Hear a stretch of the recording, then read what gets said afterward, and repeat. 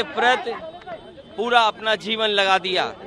मैं इस मौके पर समाजवादी पार्टी के विधायक राहुल लोधी जी को और उनके साथ प्रदेश के तमाम जिम्मेदार लोग आए हैं, मैं उनको धन्यवाद देता हूं, बधाई देता हूं। और मैं ये कहता हूं कि हर वर्ष इसी तरीके से रानी अवंतीबाई लोधी जी का यहाँ कार्यक्रम किया जाए, जिससे न केवल पार्टी के लोग बल्कि समाज और देश के लोग भी जाने कि किस तरीके से रानी अवंतीबाई लोधी जी ने कुर्बानी देकर के देश को आज़ादी दिलाने के लिए लड़ाई लड़ी।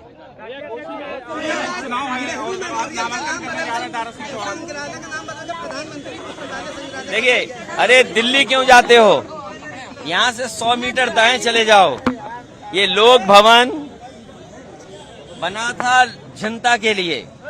अगर किसी की प्रतिमा लगानी थी तो समाजवादी सरकार में हम लोग भी प्रतिमा लगा सकते थे, लेकिन हमें कोई नाराजगी नहीं है कि देश के प्रधानमंत्री अटल बिहारी वाजपेयी के नाम से, और आज उनको हम याद भी करते हैं कि जहां देश के वो प्रधानमंत्री बने, लेकिन समाजवादियों का काम ही उनके नाम के लिए याद किया गया। समाजवादियों का काम ही उनके नाम को आगे बढ़ाने के लिए याद किया जा रहा है। ये जो नाम बदलने की राजनीति है, ये लगता उत्तर प्रदेश से दिल्ली वालों ने सीखा है। यही स्टेडियम जो भगवान विष्णु के नाम पे था एकाना, अटल बिहारी वाजपेयी जी के नाम पे किया, हमें कोई नाराजगी नहीं है। और हमें खुशी तब होती जब उनके गांव बटेश्वर में भी एक यूनिवर्सिटी बन जाती, तो शायद उनके परिवार के लोगों को और शुरुआती समय पे जिन्होंने उन्हें राजनीति में आगे बढ़ाया, उनका भी सम्मान हो जाता। और घोसी में समाजवादी पार्टी जीतने जा रही है। समाजवादी पार्टी घोसी का उपचुनाव ऐतिहासिक वोटों से जीतने जा रहा है। बीजेपी समीकरण नहीं बना रही है, बीजेपी अधिकारियों को बैठा रही है, पैसे का इंतजाम कर रही है, लोगों को डराने का इंतजाम कर रही है, लोगों पर कैसे दबाव बना करके वोट लिया जाए। लेकिन हमें घोसी की जनता पर पूरा भरोसा है कि घोसी का संदेश उत्तर प्रदेश नहीं देश में जाने जा रहा है।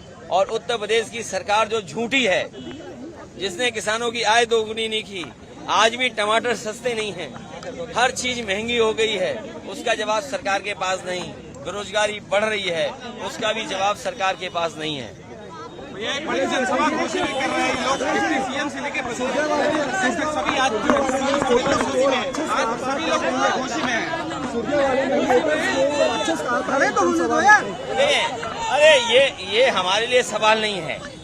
सवाल ये है कि उत्तर प्रदेश कैसे आगे बढ़े। देखिए, आज तो आसमान भी खुश हो गया हम पे रात पर। कहाँ गर्मी और कहाँ पानी बरस रहा है, कहीं सूखा कहीं बाढ़। और हमें आपको सोचना ये चाहिए कि हिमाचल में जिस तरह घटना हो रही है, मकान गिर रहे, बिल्डिंगें गिर रही हैं, और जिस तरीके से प्राकृतिक आपदा आ गई है, कई सौ लोगों की जान गई है, हमें सोचना होगा कि हम प्रकृति को कैसे बचाएं, पर्यावरण को कैसे संरक्षित रखें। जहां मिट्टी की बात कर रहे हैं, जहां मिट्टी को प्रणाम करके और सेल्फी की बात कर रहे हैं, इन्हें सोचना चाहिए हमारे पहाड़ क्यों गिर रहे हैं और पहाड़ कैसे बचेंगे, नदियां कैसे बचेंगी, उस दिशा में भी सरकार को सोचना चाहिए। भैया, डिप्टी सीएम से लेकर प्रदेश अध्यक्ष सभी आज आप जनसभा में जा रहे हैं घोसी में। बड़ी जनसभा इन लोग ने रखी है। ये जनसभा नहीं, ये उपलब्धि बताएं कि टमाटर महंगे क्यों हैं, सब्जियां महंगी क्यों हैं, रिफाइंड तेल महंगा क्यों है, सरसों का तेल महंगा करके किसकी जेब भर रहे हो, डीजल पेट्रोल महंगा कर करके गरीबों की जेब से पैसा निकाल करके अमीरों की जेब भर रहे हो, इसका जवाब क्या है? और ये भी बता के आए कि घोसी में कितने नौजवानों को नौकरी और रोजगार इन्होंने दिया है। लोकतंत्र में कल क्या होगा किसी को नहीं पता।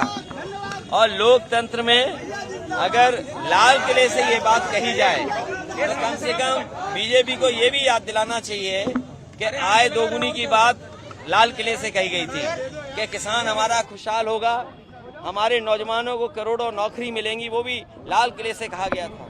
लाल किले से ये भी कहा गया था कि कोई भी घर नहीं बचेगा जहां शौचालय नहीं बन जाएगा, कोई गरीब नहीं बचेगा जिसमें घर नहीं होगा। तो आखिरकार क्या वो वादे जो लाल किले से किए गए वो पूरे हो गए? और जो लाल किले से झूठ बोला जाए तो जनता